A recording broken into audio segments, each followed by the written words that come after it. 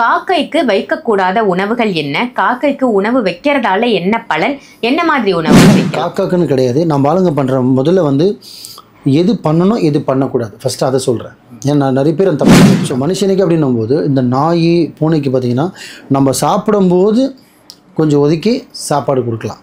அது நாய்க்காகட்டும் பூனைக்காகட்டும். உங்களுக்கு நீங்கள் தண்ணி கேட்கும்போது தண்ணி வந்து டக்குன்னு மொண்டு கொடுத்தா உங்களோட முகம் வேறு மாதிரி இருக்கும். நீங்கள் கேட்கும்போது டக்குன்னு தண்ணி எடுத்து நான் ஒரு மங்கு குடிச்சிட்டு உங்ககிட்ட கொடுத்தா உங்களுக்கு என்ன தோணும்?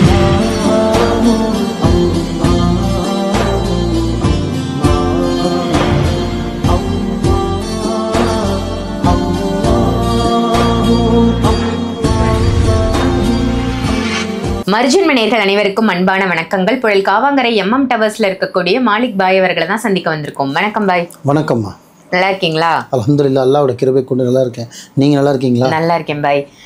பாய், நிறைய நல்ல நல்ல பதிவுகளா கொடுத்துட்டு வரீங்க, நிறைய பேர் பார்க்குறாங்க, பயனடைகிறாங்க.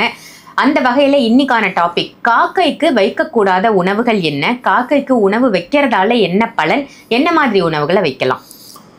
காக்காக்கு உணவு நல்ல ஒரு விஷயம், நல்லா கேட்டுங்கம்மா. மனுஷனாக பிறந்தா நம்ம என்ன சொல்லிட்டீங்களா தானம் செய்யணும்னு சொல்லுவாங்க தமிழில். தானன்றது வந்து இப்போ தண்ணி வாங்கி கொடுக்குறது, காசு கொடுக்குறது, சாப்பாடு என்ன சொல்கிறோம் காசு கொடுக்குறது, இதெல்லாம் வேறு, கடமாக கொடுக்குறது வேறு, கல்யாணத்துக்கு கொடுக்குறது, இந்த மாதிரி தானத்தில் நிறைய தானம் இருக்குது. தாலி தானம் பண்ணுவாங்க, நகை தானம் பண்ணுவாங்க, துணி தானம் பண்ணுவாங்க, தண்ணீர் தானம் பண்ணுவாங்க. இதெல்லாம் ஒரு தானத்தை சேரும். இது வந்து மனுஷனுக்கு மனுஷன் பண்ணுறது, புரியுதுங்களா? ஆனால் இந்த 5 அறிவுள்ள ஜீவராசின்னு சொல்கிறாங்க பார்த்தீங்களா, அது எந்த ஜீவராசியாக இருந்தாலுமே சரி, அது காக்காக்குன்னு கிடையாது. நம்ம ஆளுங்க பண்ணுற முதல்ல வந்து எது பண்ணணும் எது பண்ணக்கூடாது ஃபஸ்ட்டு அதை சொல்கிறேன். ஏன்னா நிறைய பேர் அந்த தப்பு பண்ணிகிட்ருக்காங்க. வீட்டு வளர்க்குற ஒரு டாகே வச்சுங்க, நாயினே வச்சுங்களேன், ஒரு நாய்க்கோ இல்லை ஒரு பூனைக்கோ, புரியுதுங்களா, ஜீவராசிகளுக்கு நீங்கள் எது வேணால் வளர்த்துட்டு போங்க. இப்போ பறவை பேர்ட்ஸ் இதுக்கெல்லாம் வந்து பார்த்திங்கன்னா உணவு போடுறது இல்லை, அதுக்கு தனியாக அந்த கம்பு அப்படிலாம் போடுவாங்க, அதை விட்டுருங்க. பூனை நாய் இது ரெண்டுக்கு தான் வந்து பார்த்திங்கன்னா வீட்டில் சமைக்கிறது கொடுக்குற விஷயம். 3வது காக்காக்கு. இப்போ 2 வந்து வளர்க்குறது, காக்கான்றது இயற்கையாக வர்றது நம்ம வீடை தேடி. அதில் பார்த்திங்கன்னா முன்னோர்களே வருவோன்னு சொல்லுவாங்க. இது வந்து ஐதீகம் இருக்குது. நம்ம மறைஞ்சவங்க, அம்மா இறந்தவங்க, அப்பா இறந்தவங்க, தாத்தா இறந்தவங்க, புரியுதுங்களா, உங்கள் பையனே இருந்திருக்காங்க, யாராக இருந்தால் இறந்தவங்க வந்து பார்த்திங்கன்னா கரெக்டாக சொல்லி வச்ச மாதிரி டைமுக்கு வருவாங்க. வீட்டில் எது அவங்க ஸ்பெசிஃபிக்காக நீங்கள் சமைக்கிறீங்களோ அந்த விஷயத்துக்காக வரும்னு சொல்லுவாங்க. இது வந்து நேற்றோ இன்றைக்கும் இல்லை, ஆதி காலத்துலேருந்தே சொல்லுவேன், அந்த மாதிரி இருக்குது. அப்படின்னும் போது முதல்ல எது செய்யக்கூடாதுன்னு கேட்டிங்கன்னா, நம்ம வீட்டில் சமைச்சு ஒரு நாய்க்கோ ஒரு பூனைக்கோ நீங்கள் சாப்பாடு கொடுக்கணும்னு நினச்சிங்கன்னா, வீட்டில் சமைச்ச உடனே எடுத்த உடனே நீங்கள் அதுமாரி எடுத்து சாப்பாடு அதுலேருந்து எடுத்து போடணுன்ற அவசியம் தேவையில்லை. முதல்ல வீட்டில் இருக்கிற சின்ன பிள்ளைங்களுக்கு தான் சாப்பாடு கொடுக்கணும். எப்படி வீட்டில் 5 பேர் இருக்கோம் இல்லை 4 பேர் தான் இருக்கோம் அப்படின்னாலும் முதல் சாப்பாடு குழந்தையோட தட்டில் தான் வைக்கணும், பெரியவங்க தட்டிலோட வைக்கக்கூடாது. இதே ஒரு விஷயம் இருக்குது, நிறைய பேருக்கு அதே தெரியாது. எடுத்தோடனே ஹஸ்பண்ட் தான் பெரியவர்னு ஹஸ்பண்ட் தட்டில் போடுவாங்க. முதல்ல குழந்தை தட்டில் தான் போடணும். ஏன்னா சிறிய சாதம் அதை தான் வரும், அவங்களுக்கு தான் வைக்கணும், அதுக்கப்புறம் தான் பெரியவங்களுக்கு கொடுக்கணும். ஸோ மனுஷனுக்கு அப்படின்னும் போது இந்த நாய் பூனைக்கு பார்த்திங்கன்னா நம்ம சாப்பிடும்போது கொஞ்சம் ஒதுக்கி சாப்பாடு கொடுக்கலாம். அது நாய்க்காகட்டும் பூனைக்காகட்டும். நீங்கள் இருக்கிறது கொடுங்க, மீதி கொடுங்க, அதை போய்டும். ஆனால் அதே மாதிரி சாப்பாடு மீந்துருச்சுன்னா அதையும் நீங்கள் கொடுக்கலாம்.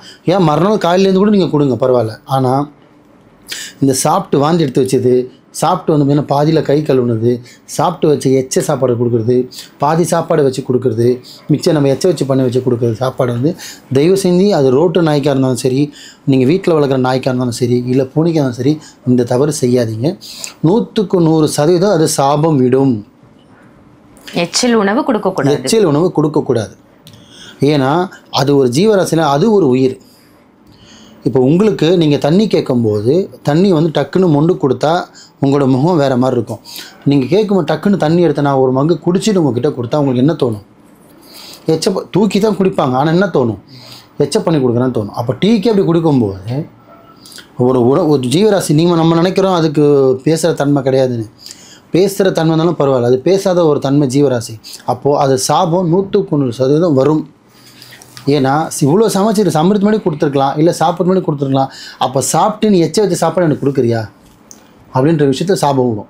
தயவு செஞ்சு மக்களுக்கு ஒன்று சொல்கிறேன், ஒன்று உங்கள் வீட்டில் ஜீவராசி வளர்க்குறீங்கன்னா, இல்லை ரோட்டுக்கே நீங்கள் கொடுக்கணுன்னாலும் சரி, ஒன்று முன்னாடி போட்டு கொடுங்க, இல்லை சாப்பிட்டதுக்கப்புறம் மீதி என்ன இருக்கோ அதை வச்சு கொடுங்க.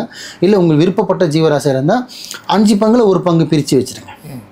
3 தட்டில் போடும்போது அந்த டாகுக்கோ பூனைக்கோ நாய்க்கோ பூனைக்கோ ஒரு தட்டு வச்சுருங்க. அது வேறு, அது மாடு கூட இருக்கட்டும். ஆனால் நான் சாப்பிட்டு வச்சு, இது குழந்தை தான் சாப்பிட்டது, அப்பா சாப்பிட்டாரு, கொஞ்சமாக சாப்பிட்டாரு. வீட்டில் இருக்கிற உங்கள் பொண்ணுக்கு நீங்கள் எச்ச சாப்பாடு கொடுங்க, சாப்பிட்டு தான் பார்ப்போம். சாப்பிடுமா? சாப்பிட மாட்டாங்க. நம்மளே சாப்பிட மாட்டோம். இப்போ பொண்ணு வச்சுக்கோன்னா இப்படி பிசைறியா அப்படின்னுவோம். பையனுக்கு கொடுத்தா இப்படி பிசைஞ்சு கொடுக்குறியா, நான் சாப்பிட மாட்டேன் அப்படின்னுவோம். அப்போ ஜீவராசிக்கு எப்படி கொடுக்கலாம்? இது வந்து என்ன எதில் சேரும்னு கேட்டிங்கன்னா பாவத்தில் சேரும்.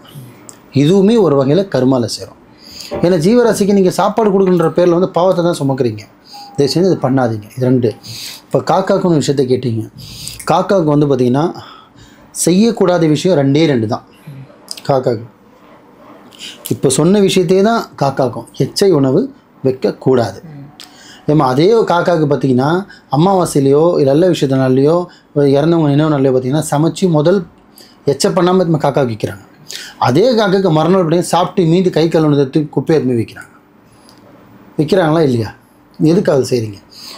ஒன்று அப்படி செஞ்சுருங்க, இல்லை இப்படி செஞ்சுருங்க. 2மே ஏன் செய்கிறீங்க? அதை தான் சொல்ல வரேன். இதே தான் அந்த நாய்க்கு பூனைக்கு என்ன நீங்கள் ஃபார்மேட்டிஸோ அதே தான் வந்து ஒன்று முன்னாடி எடுத்து வச்சுருங்க. காக்காக்கெலாம் நீங்கள் முன்னாடியே ஒரு பங்கு எடுத்து வைக்கலாம். 4ல் ஒரு பங்கு ஜீவராசி கொடுத்து பாருங்கள், நீங்கள் சம்பாதிக்கிற வருமானம் கையில் தங்கும். ஏன்னா எப்படி கணவன் மனைவி 2 பிள்ளைங்களுக்கு நீங்கள் ஒதுக்குறீங்களோ ஒரு படி ஒரு ஆளுக்கு கூட வேணாம், கொஞ்சம் அரிசி நீங்கள் காக்காக்குன்னு போட்டு அதை காக்காக்கோ இல்லை நாய்க்குன்னு போட்டு நாய்க்கோ இல்லை பூனைக்குன்னு போட்டு பேர் சொல்லி போட்டு அந்த உணவு நீங்கள் செலுத்தி பாருங்கள், வாழ்க்கையில் நீங்கள் மேலே வருவீங்க. நம்ம சாப்பிட்டு வச்சு இது மீதி கொடுக்குறதுக்கு அதுன்னு என்ன சொல்கிறது, ஜீவராசி தான். அதுவும் கடவுள் படைச்சதில் நம்ம மனுஷன் மாதிரி அதுவும் ஒரு ஜீவன், அவ்வளோதான். அதுக்கு நம்ம எச்ச கொடுக்கணுன்ற அவசியம் கிடையாது, செய்யவும் கூடாது. முக்கியமாக இந்த 3 விஷயம். 2வது எச்ச கொடுக்கக்கூடாது காக்காவுக்கு. 2வது ஒரு விஷயம் பார்த்திங்கன்னா நான்வெஜ்ஜு கொடுக்கவே கூடாது. இந்த பூனைக்கு நீங்கள் நான்வெஜ் கொடுக்குறது வேறு, டாகுக்கு நாய்க்கு கொடுக்குறது வேறு. காக்காவுக்கு உணவு இணைக்காதீங்க. நீங்கள் ஒரு கறி குழம்போ மீன் குழம்பு எது செஞ்சாலும் சரி, லைட்டாக வெஜ்ஜு மாதிரி வெஜ்ஜில் என்ன இருக்கோ அது சாப்பிடுதோ சாப்பிடலையோ, வடையோ சாப்பிடுதோ, வெஜ்ஜு சாப்பாடு காக்காவுக்கு உணவினங்கள். நான்வெஜ்ஜு கொடுக்காதீங்க. நீங்கள் நாய் மீதி நாய்க்கு டாக் கொடுத்துருங்க, காக்காக்குன்ற நான்வெஜ்ஜு கொடுக்காதீங்க. மெயினாக அது 2 விஷயம் பண்ணக்கூடாது. காக்காக்கு என்ன கொடுக்கணும் உணவு கொடுத்தால் அதில் என்ன நன்மை வரும்னு கேட்டிங்கன்னா, சில வீட்டில் இருக்கும், சில வீட்டில் இருக்காது. இந்த காஞ்சி திராட்சைன்னு சொல்லுவாங்க தமிழில், இங்கிலீஷில் ட்ரை சொல்லுவாங்க. காஞ்சி போன திராட்சையை வந்து வாங்கி கூட உங்களால் முடிஞ்சுது, இவ்வளோலாம் வைக்கணும்னு அவசியம் இல்லை, ஒரு 4. இந்த 3 விஷயம் தான் சொல்லுவேன். இந்த 3 விஷயம் பண்ணால் உங்கள் வாழ்க்கையில் எவ்வளோ ப்ளஸ் வரும்னு நம்ம அப்புறம் சொல்கிறேன். காஞ்சி திராட்சை உங்களால் முடிஞ்சது ஒரு கையோ அரை கையோ கொஞ்சோண்டு எடுத்து கூட நீங்கள் டெய்லியும் உணவு எடுக்கலாம், புரியுதுங்களா? 1. 2வது தயிர் சாதம். 2வது தயிர் சாதத்தை நீங்கள் காக்காக்கு உணவு எடுக்கலாம். 3வது சாம்பாரோ மற்ற கூட்டு இந்த மாதிரி. ஸோ நான்வெஜ் இல்லாமல் நீங்கள் தினைக்கும் காக்காக்கு உணவு இணைக்கலாம். 3. 4வது ஒரு விஷயம் பார்த்திங்கன்னா சனிக்கிழமை வாக்கில் அமாவாசை சனிக்கிழமை, நல்லா ஞாபகம் வச்சு மக்கள், அமாவாசை சனிக்கிழமை காக்காவுக்கு உணவு அளிக்கும்போது அந்த சாதத்தில் எள்ளு கலந்த மாதிரி சாதம் நீங்கள் குழம்பு ஊற்றுறீங்களா என்னென்ன பண்ணுங்கள், எள்ளு கலந்த மாதிரி சாதத்தை காக்காக்குன்னு கொஞ்சோண்டு செஞ்சு இதை நீங்கள் கரெக்டாக பண்ணிட்டு வந்தீங்கன்னா இதனால் என்ன நன்மைன்னு கேட்டிங்கன்னா, கோடியாக பணம் வருமானம் வராது, மன நிம்மதி வரும். முதல்ல உங்களுக்கு உங்களோட சுமையை குறையும். சுமை என்னென்னா உங்களோட கர்மா குறையும். ஏன்னா ஒரு மனுஷனுக்கு பாவம் பண்ணிவிட்டு எப்படி நம்ம குறைய சொல்கிறது, அந்த கர்மாவை குறைக்க நம்ம பரிகாரம் பண்ணுறோமோ இதுவும் ஒரு வகையான பரிகாரம் தான். உங்களோட சுமையை ஜீவராசி மூலிமா நீங்கள் குறைக்கிறது தான் இந்த நாய்க்கு உணவளிக்கிறது, பூனை உணவளிக்கிறது, காக்காக்கு. ஸோ முக்கியமாக பார்த்திங்கன்னா இந்த 3 ஜீவராசி, 1 நாய், 2வது பூனை, 3வது காக்கா. இந்த 3க்கும் ஸோ நான் சொல்ல வந்த விஷயம் வந்து பார்த்தீங்கன்னா காக்காவுக்கு மட்டும்தான் நான்வெஜ் கொடுக்க வேணாம்னு சொல்லியிருக்கேன். மற்ற 2 ஜீவராசி தாராளமாக கொடுக்கலாம், ஏன்னா அதோட ஜீனே அதுதான், வெஜ்ஜு தான். இந்த காக்காவுக்கு மட்டும் நான்வெஜ் கொடுக்காதீங்க. இந்த 3 விஷயம், இந்த 3த்துக்கும் சேர்த்து பண்ணக்கூடிய ஒரே விஷயம்னா சாப்பிட்டு வச்சு எச்ச சாப்பாடு மீதி சாப்பாடோ நீங்களோ குழந்தை சாப்பிட்டாலும் சரி தயவு செஞ்சு கொடுக்காதீங்க. இதை நீங்கள் கடைப்பிடிச்சி பாருங்கள், உங்களோட கருமா குறையும், நிம்மதியாக இருக்கீங்களா. வீட்டில் பார்த்தீங்கன்னா உங்களோட அந்த சண்டை சாடி பிரச்சனைகள் கொஞ்சம் 100% இது நான் சொன்னதை மட்டும் ஃபாலோ பண்ணி 90 நாள் கரெக்டாக 2லேருந்து 3 அமாவாசைக்குள்ளே உங்களுக்கு மாற்றம் 100% அல்லாஹ்வுடைய கிருபையில் தெரியும். இன்ஷா அல்லாஹ் பண்ணி பாருங்கள். சிறப்பு பை, சிறப்பு. ரொம்ப அருமையான தகவலாக கொடுத்தீங்க. காக்காய்க்கு என்ன உணவு கொடுக்கணும்னு சொல்லியிருக்கீங்க, கொடுக்கக்கூடாதுன்னு சொல்லியிருக்கீங்க. காக்கா மட்டும் இல்லாமல் மற்ற ஜீவராசிகளுக்கு எதெல்லாம் கொடுக்காம இருப்பது சிறப்பு அப்படின்னு சொல்லியிருக்கீங்க. அருமையான தகவல் பாய். நன்றி. நன்றிம்மா.